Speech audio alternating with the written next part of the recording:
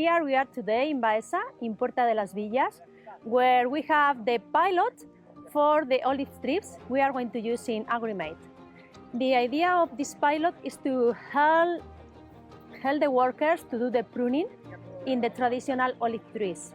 For doing so, in AgRimate, we are going to develop several technologies. The first one is the exoskeleton provided by UVO that are going to provide support to workers when doing the pruning.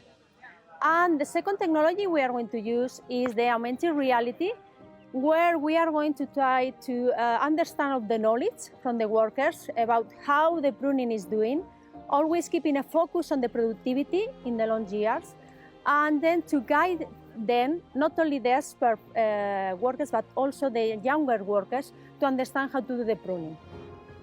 So we're here to test the sensors and to see what's the most appropriate one for these type of olive trees.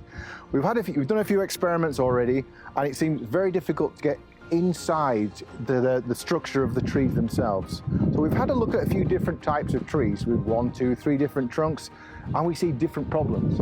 What we're trying to think about is how could we create a scalable solution?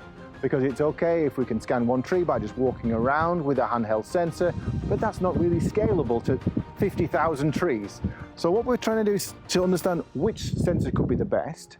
How could we possibly put this sensor on a robot, for example, or on a drone, to try and automate the scanning process?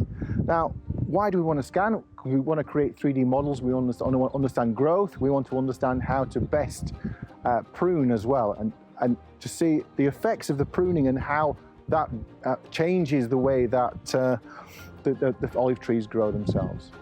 And as you can see, we want to scan it with different sensor, 3D sensor, RGB sensor, because we want to reconstruct the olive trees. And as you can see, the trees are very, very big, and they have lots of leaves. And this is a huge problem when trying to reconstruct their structure.